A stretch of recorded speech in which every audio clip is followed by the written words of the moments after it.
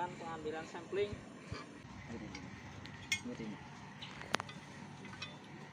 Nah, jadi ada dua bagian, sebenarnya sama. Biasanya ada bor tanah yang matanya runcing atau luncup, sedangkan ini matanya berbentuk seperti silinder. Cara mengambilnya, kita memutar bor tanah sambil menekannya ke dalam. Kemudian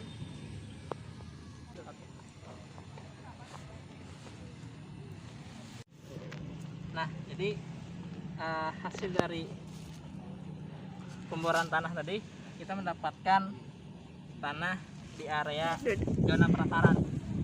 Biasanya tanah di dalam area zona perakaran ini bisa kita jadikan sampel analisis tanah untuk mengetahui kandungan hara dari tanah yang akan kita analisis atau akan kita ukur. Pada sesi ini kita akan bandingkan dan menganalisis warna-warna tanah yang ada di sekitaran kampus kita. Jadi di sini ada Monsoon Soil Color Book atau buku warna tanah. Nah, kemudian fungsinya untuk apa? Jadi fungsi perbandingan warna tanah dengan Monsoon Soil Color Book ini untuk melihat degradasi warna tanah dan menempatkan tanah pada posisi warna tanah yang benar sesuai dengan Monsoon Color Book ini. Satu ambil tanah merah dan satu ambil tanah yang warna abu-abu. Terus basahi sedikit dan bandingkan warna tanah yang kalian ambil dengan Monsoon Soil Color Book yang ada di sini. Di bagian mana kira-kira? Nah, ini punya warna hitam keabu-abuan dengan skala Monsoon Color Book adalah 4/1 10 YR. Jadi value nya adalah 4, chroma-nya adalah 1 pada skala 10R. Nah, seperti itu cara membacanya. Oke, kemudian yang tanah merah. Oke, jadi tanah yang kamu ambil warnanya mendekati skala 5/8 pada nomor skala Monsoon Color Chart 5 YR. Jadi value nya 5, chromanya 8 pada kode 5 YR. Seperti itu. Jadi warna tanah menentukan kesuburan dan kandungan dari mineral yang ada di dalam tanah tersebut. Jadi yang mana antara ini dengan ini, subur mana? Nah, untuk mengetahui kesuburan secara mendetail kita harus menganalisisnya di lab. Tapi berdasarkan pengamatan yang sudah kita lakukan tadi, dari pH tanah, dari tekstur tanah, kemudian dari warna tanah, kemungkinan lebih subur yang warna orange atau warna merah ini. Kemungkinan karena kita melihat dari pH tanah yang lebih tinggi, kurang lebih 5. Nah, kemudian praktek selanjutnya untuk mengetahui tekstur, warna, dan berat isi volume tanah. Siapa yang mau jadi sukarelawan? Boleh Hasmidan dengan si Devi. Nah, kita di sini punya alat ukur untuk membantu kita mengambil sampel berat isi tanah. Ada ring sampel, ada palu sebagai membantu untuk masukkan ring sampel ke dalam tanah. Jadi prosesnya seperti ini. Kalian bisa mencatuk ring sampel ini ke tanah yang tidak terganggu. Maksud tidak terganggu di sini adalah tanah yang tidak pernah diinjak dan statusnya kita mau mengukur berat volume tanah.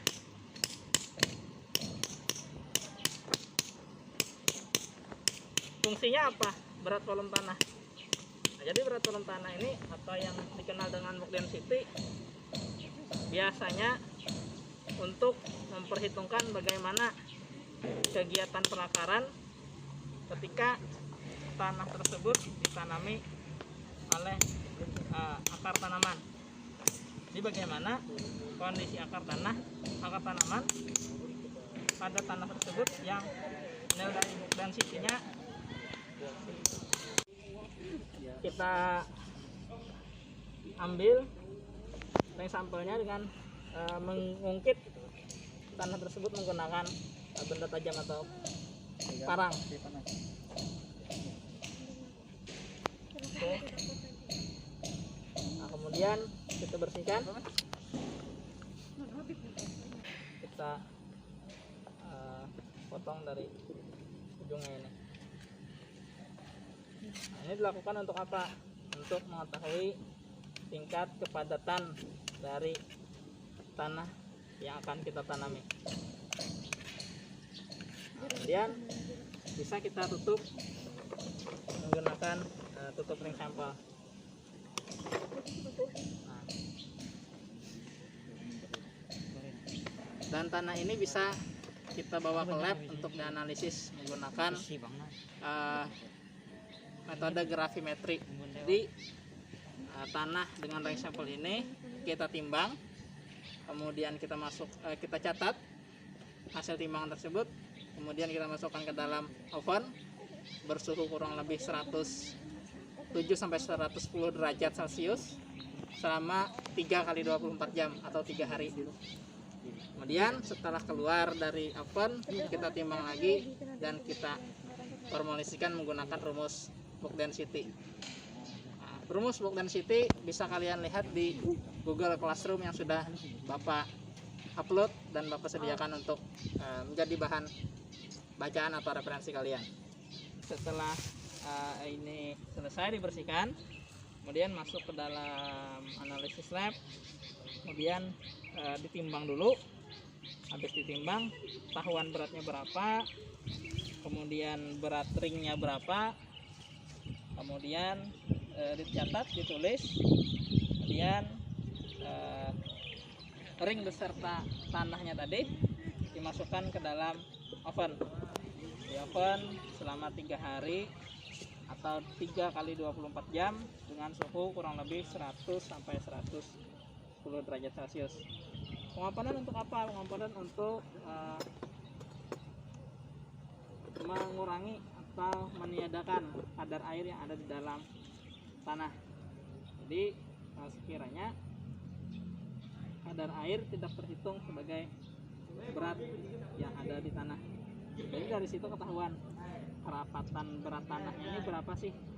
Kalau misalnya makin tinggi hasil dari perhitungan tadi, artinya tanah itu padat, dan secara logika tanah yang padat akan susah akar untuk menembus dan memasukinya untuk mencari unsur-unsur hara. Tapi tanah yang ringan itu akan memudahkan akar untuk mencari unsur-unsur hara. Namun tanah yang sangat ringan itu justru tidak baik. Kenapa? Karena pada tanah yang sangat ringan tadi, tanaman di atasnya mudah roboh, mudah goyah. Jadi bulk density atau nilai kepadatan volume isi tanah yang ideal adalah di antara 0,9 sampai 1,2 dengan satuan gram per cm kubik. Nah, kalau tanah-tanah mineral biasanya nilai bulk density-nya atau kerapatan volume isi tanahnya berkisar antara 1,2 sampai 1,3. Nah, untuk tanah gambut biasanya di antara 0,3 sampai 0,5 gram per cm kubik. Nah, jadi untuk meminimalisir perkembangan pertumbuhan tanaman yang tidak maksimal, oleh karena itu diberikan bahan organik untuk meminimalisir tingginya nilai bulk density dari tanah, sehingga bulk density yang kita harapkan tadi, bulk density ideal tadi 0,9 sampai 1,2 bisa tercapai atau terpenuhi. Makanya digunakan penambahan atau aplikasi bahan organik. Bahan organik misalnya seperti apa? Bahan organik misalnya kompos. Komposnya dari apa? Misalnya dari sekam padi atau jerami padi, atau misalnya dari tandan kelapa sawit yang sudah kita komposkan, atau mungkin dari limbah-limbah rumah tangga, misalnya ampas teh, atau mungkin sisa-sisa sayuran. Nah, seperti itu. Ada pertanyaan sampai di sini? Silakan kalau yang bertanya.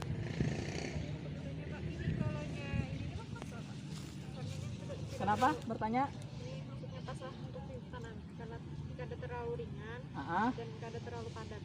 Nah, secara umumnya lah, karena kita masih belum mengetahui berapa nilai bulk density atau kerapatan isi tanah ini, Bapak tidak bisa mengatakan bahwa ini bisa ditanami atau tidak.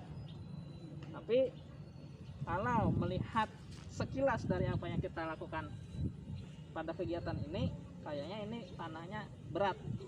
Maksudnya memiliki nilai bulk density yang cukup tinggi, kemungkinan di atas dari 1,2, karena kelihatan dari teksturnya. Kemudian pada saat diangkat seperti ini kayaknya berat.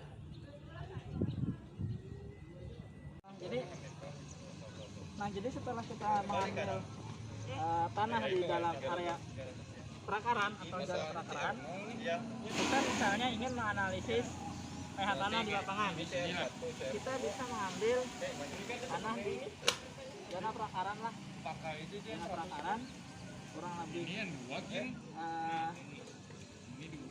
satu bungkil kurang lebih beratnya sekitar 5 sampai 10 gram tanah. Nah, coba kita kemudian kita larutkan ke dalam air yang sudah kita sediakan. Tolong dilarutkan di titik-titik, dihomogenkan.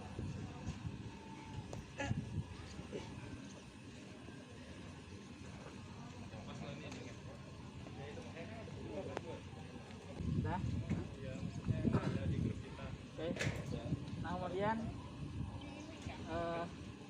kita ukur menggunakan pH lakmus. Coba tolong.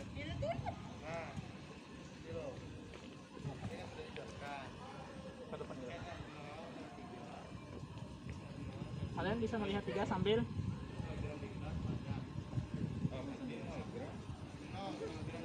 semua warna kita larutkan dalam, kita celupkan dalam larutan.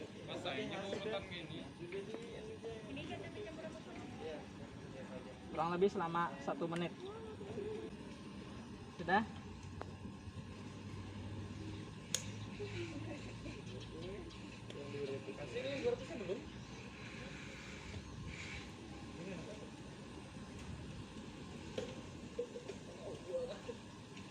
Boleh kalian samakan dengan warna indikator yang ada di belakang atau di balik dari kemasan.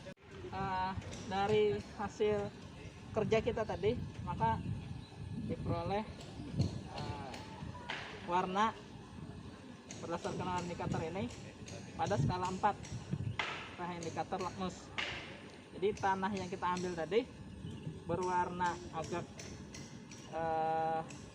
coklat keabu-abuan ber-pH kurang lebih 4 berskala lakmus aplos lakmus.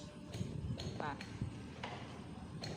apa perbedaan dengan warna tanah yang agak kuning seperti? Nah, jadi pada sesi ini kita ingin mengetahui berapa sih pH tanah antara tanah yang berwarna hitam kecoklatan seperti ini dengan tanah merah yang ada di sebelah kiri saya. Nah, jadi tanah ini kan tadi sudah kita larutkan dengan air biasa, air keran ya. Harusnya sih sebenarnya air aquedes. Kenapa? Karena air aquedes bisa kita asumsikan sudah mencapai pH yang netral, pH yang mendekati 7 atau lebih sedikit daripada 7. Nah, karena kita keterbatasan aquedes dan posisinya lagi di lapangan, ceritanya posisi lagi di lapangan, kita bisa memanfaatkan air keran atau air bersih yang warnanya bening. Kemudian kita sudah larutkan tanahnya di dalam air tersebut, bisa kita ukur menggunakan pH lakmus.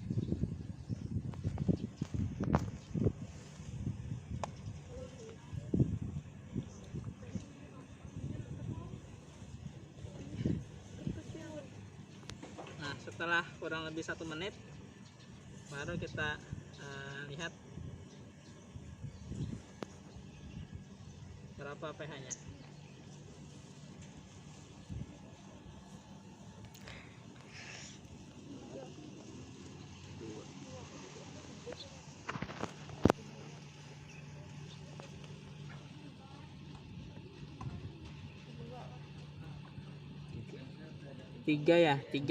Tiga antara 3 dan 4 ya kira-kira ya. Nah, jadi tanah hitam ini tadi, tanah hitam keabu-abuan ini tadi, ini berasal dari tanah mineral pasang surut ber-pH antara 3 sampai 4. Kenapa di antara? Karena memang sifat lakmus ini tidak spesifik, tidak detail, tidak rinci. Namun dengan cara inilah cara yang paling praktis, paling murah yang bisa kita terapkan di lapangan kalau kita tidak mempunyai alat yang canggih, misalnya pH meter digital, atau kita tidak punya dana yang cukup untuk atau waktu yang cukup untuk membawa analisis pH ini ke laboratorium. Nah, ini untuk tanah yang berwarna hitam keabu-abuan coklat seperti ini. Nah, untuk tanah yang merah coba diganti dulu airnya.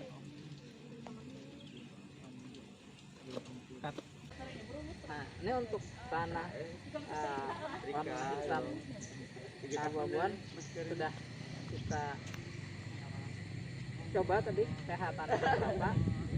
Kita dapatkan angka pada skala 3 sampai 4. Oke, sudah. Coba kita masukkan warna lakmusnya ke dalam air yang sudah dihomogenkan dengan tanah tadi. Warna lakmus dengan indikator di balik antara 4 dan 5. 4. Yang mana? Yang mendekati 4 dan 5 ya? 4 dan 5, antara 4 dan 5 ya. Oke. Nah, jadi terlihat warna tanah merah tadi di antara 4 dan 5. Sedangkan yang warna tanah hitam keabu-abuan tadi warnanya agak pucat di antara skala 3 dan 4. Oke, sampai di sini ada pertanyaan? Berarti ini basah. Kan masih dalam kategori asam. Kalaunya 6 sampai 7 mendekati basah. Mendekati netral. Di atas dari 7 mendekati basah. tanah yang kurang subur. Yang mana? Yang asam ataupun yang basah sebenarnya tergolong jenis tanah yang kurang subur lah. Yang bagus itu sebenarnya pH ideal untuk tanah adalah sesuai dengan jenis tanamannya. Biasanya jenis tanaman hortikultura dan perkebunan itu biasa tumbuh pada tanah dengan pH antara 4,5 sampai 6,5, itu bagus. Biasanya inilah. Tapi kalau di atas 7 biasanya pH tanah disebut basah, dan ada beberapa unsur hara juga yang akan mengalami kekurangan.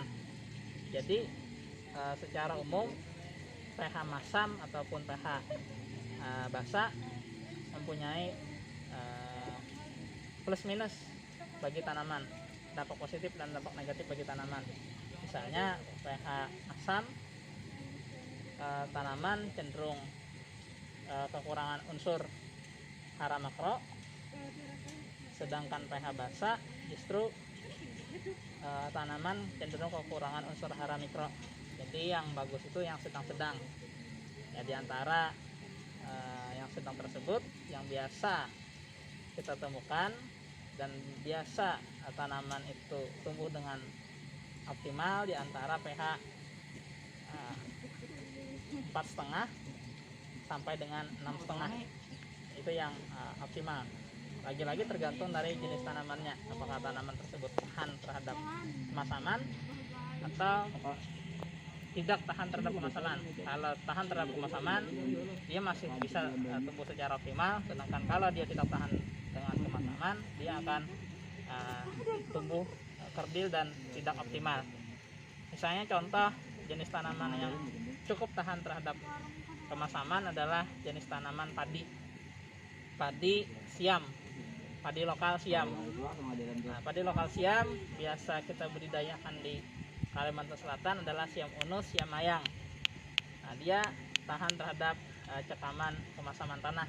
Biasa tanah-tanah yang dijadikan persawahan untuk tanaman padi atau budidaya padi biasanya pH-nya berkisar di antara 4 sampai 5,5. Untuk budidaya tanaman karet dan kelapa sawit biasanya kemasaman mempengaruhi proses fisiologisnya. Misalnya daunnya menguning atau tumbuhnya tidak optimal dan hasilnya pun akan tidak optimal. Kalian ambil satu sampel tanah, kemudian kalian larutkan. Jadi kita aja bang, ini loh pak. Oke, boleh. Kalian larutkan lagi seperti tadi. Kalau tadi warna tanah agak coklat keabu-abuan, sedangkan ini warna tanah agak orange. Bagaimana pH tanah pada jenis tanah yang berbeda? Sudah? Coba dicek.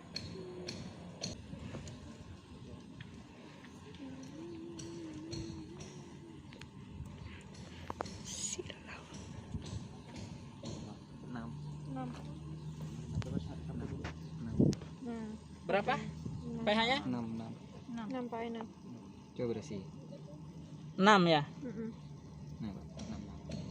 Ya, mendekati, oh sorry, bukan 6, 5 ya? Iya. Karena yang birunya agak dekat dengan warna di skala 5, kemudian yang kuningnya agak dekat di skala 5.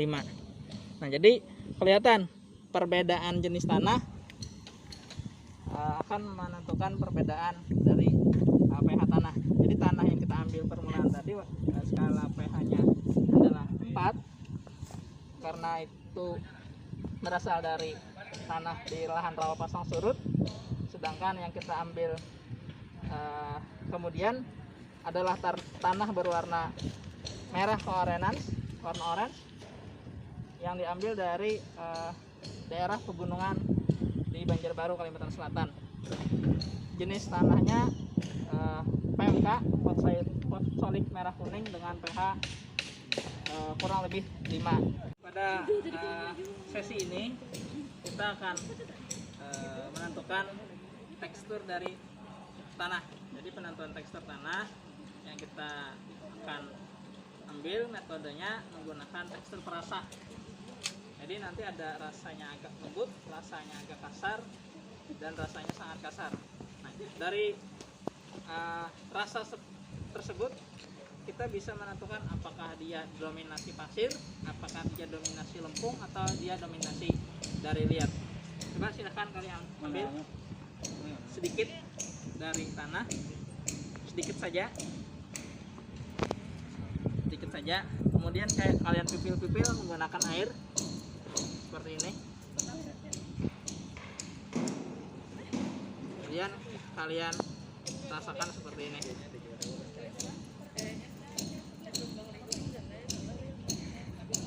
Kalian rasakan seperti ini.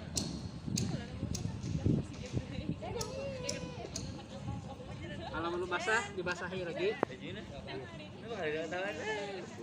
Nah, kalau rasanya lembut, berarti dominasi tanah tersebut liat.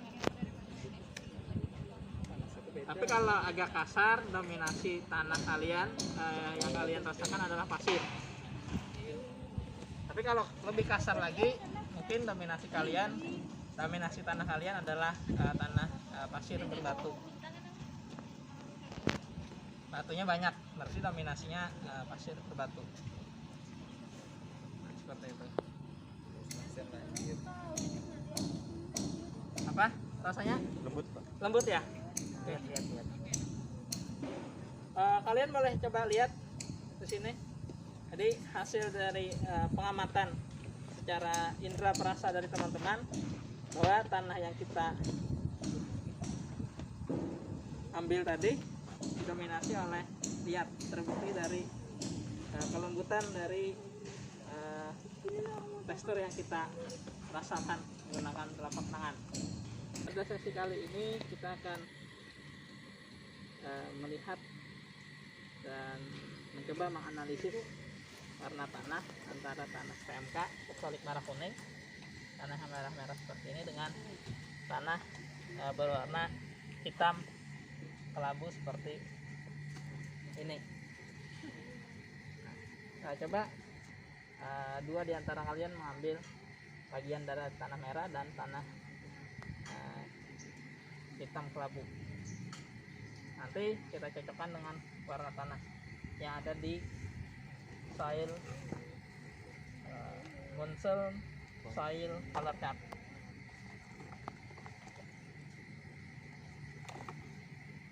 Coba kalian samakan warnanya.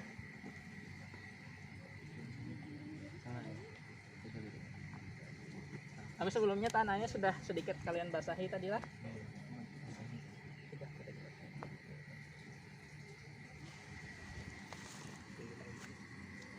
Yang mana warna yang cocok? Bandingkan dulu satu persatu.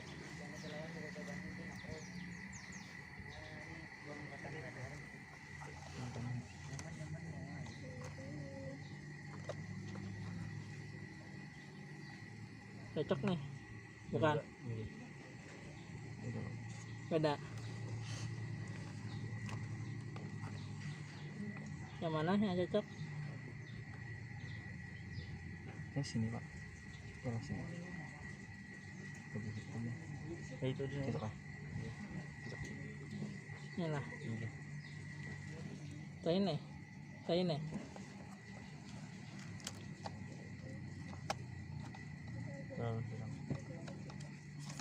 Kalau ini cocok. Cocok. Ini Beda, Pak. Hijauan tanahnya. ini Kayak badan pas dah. Pas lah.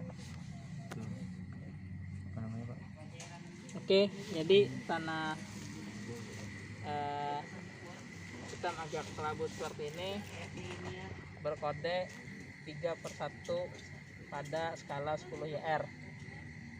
Jadi value nya 3, kromanya 1, pada skala 10 ya. ada 10 YR. Nah, dia 6 tanah merah PMK. Coba.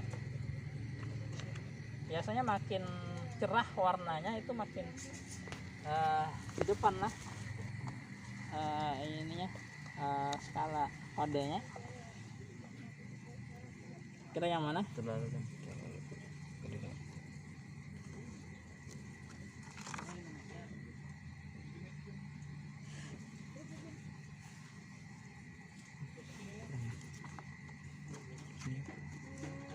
10 YR. Kurang berarti. Kurang di depan ya.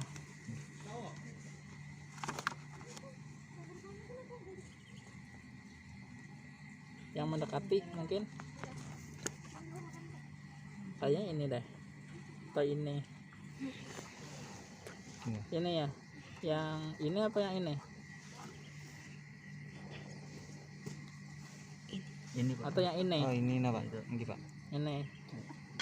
Oke, jadi berdasarkan pengamatan mata kalian bahwa tanah merah ini berwarna berdasarkan skala Munsell Color Chart 5 YR berkode 5/6 pada kode 5 YR. Jadi value nya 5, kromanya 6 pada kode 5 YR. 5 YR. Oke. Sampai sini ada pertanyaan?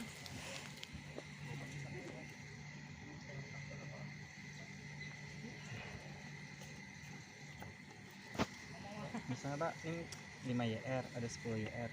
Kalau semakin tinggi YR-nya makin subur atau gimana Pak? Nah, jadi terkait kesuburan sebenarnya kita menentukan warna ini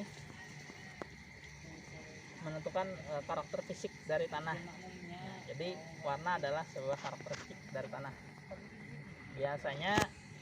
Biasanya semakin gelap warna tanah, cenderungan semakin subur dari sisi kimia tanah. Namun tidak mesti ternyata.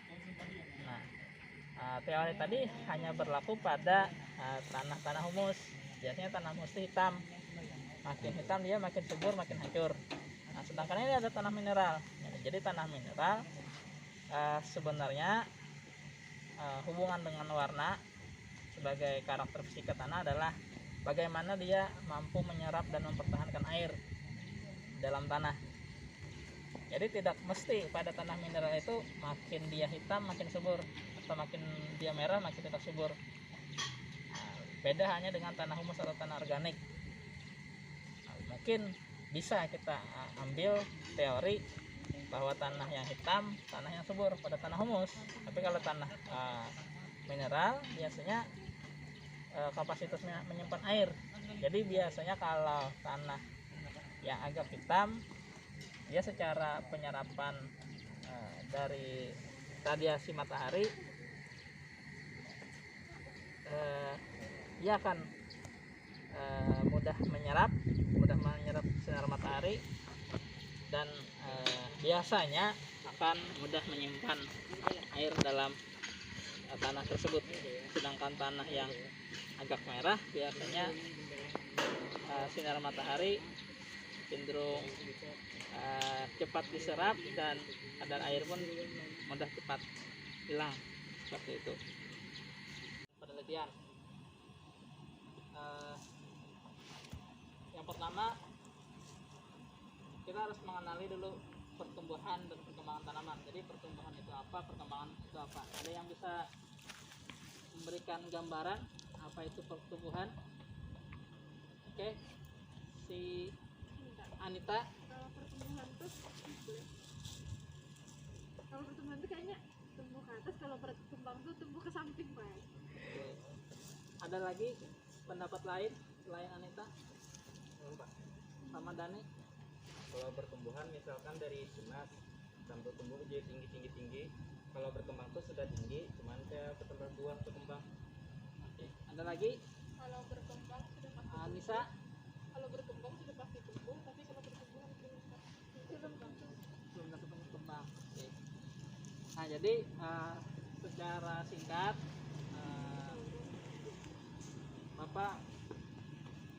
menyamakan persepsi kalian dulu bahwa pertumbuhan dan perkembangan itu berbeda. Jadi kalau pertumbuhan itu bisa kita ukur, misalnya adalah tinggi tanaman, jumlah daun, atau misalnya adalah panjang dari akar.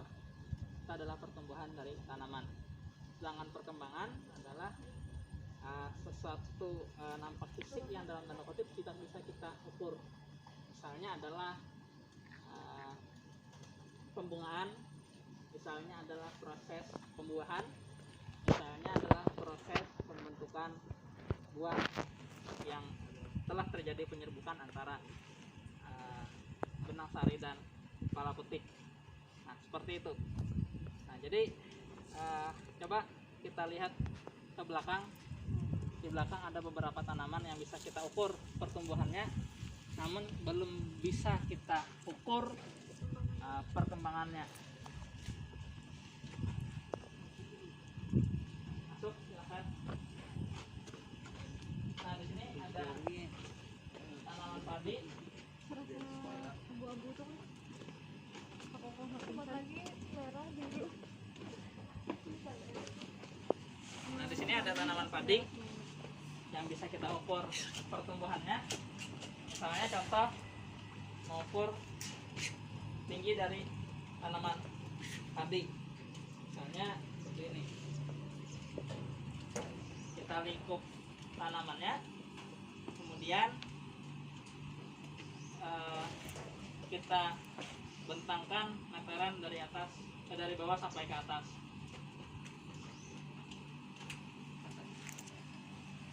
Siapa yang mau lihat sini? Silahkan. Nah, jadi ini adalah pertumbuhan tanaman padi. Kurang lebih pertumbuhan tanaman padi ini adalah 55 cm. Pengukuran dari atas permukaan tanah sampai ujung dari daun. Nah, itu adalah salah satu contoh pertumbuhan dari tanaman.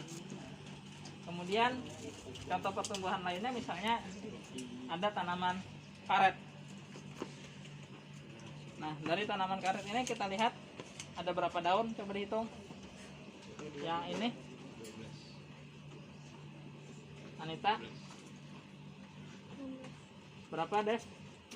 1, 2, 3, 4, 5, 6, 7, 8, 9, 10, 11, 12, 13, 14, 15, 16, 17, 18, 19, 20, 21. Ada 21 daun yang tumbuh. Nah, jadi ini adalah parameter pertumbuhan dari tanaman karet. Nah, kemudian secara fisiologis tanaman karet ini mungkin kekurangan unsur hara ataupun kejadian lain, dia keadaan tercekam, akhirnya daunnya di ujung mengalami warna kekuningan. Nah, seperti ini. Nah, tidak diketahui persis mengapa terjadi daun kekuningan seperti ini, tapi biasanya dalam fisiologis bisa jadi tanaman ini terserang penyakit atau dia kekurangan unsur hara makro. Apa saja unsur hara makro? Ada yang ingat? Ada 17 unsur hara esensial yang terbagi menjadi 2, unsur hara makro dan unsur hara mikro. Unsur hara makro apa saja?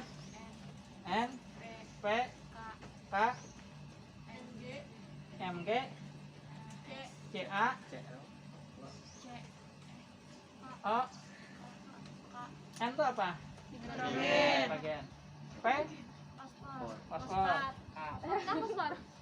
H, kalium.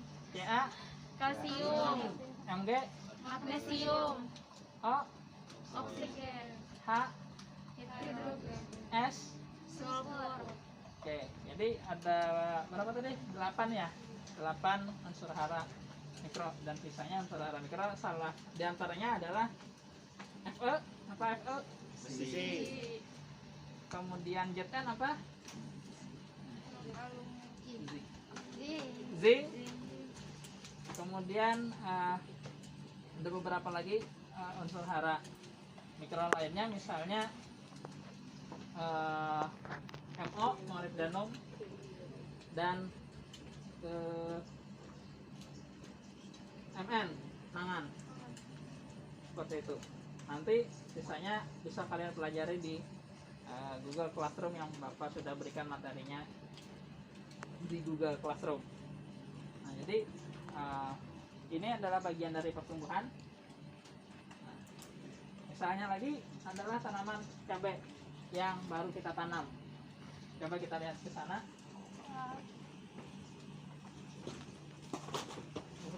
Ini ada tanaman cabai yang baru kita tanam.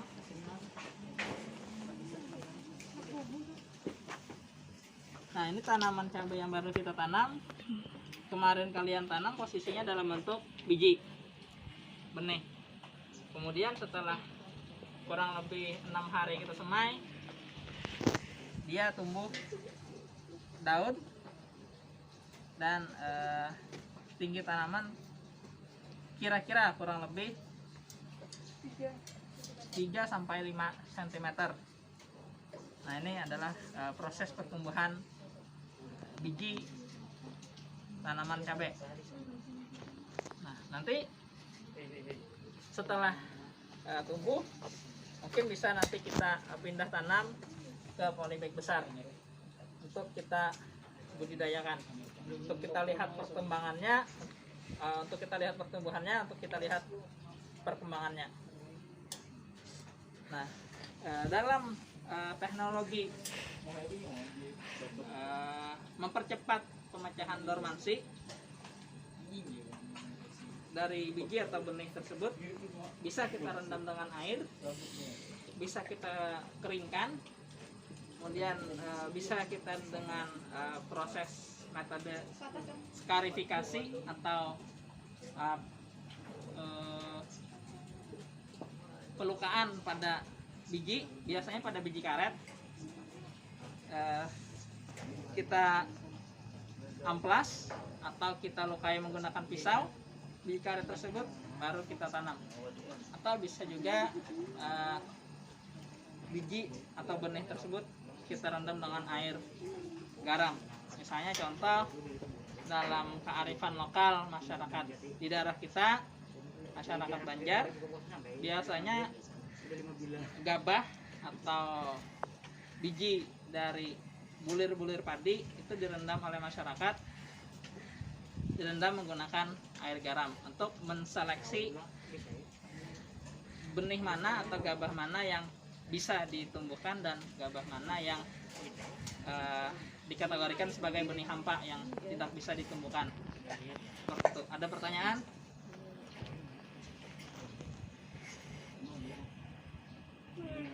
Kalau tidak ada pertanyaan,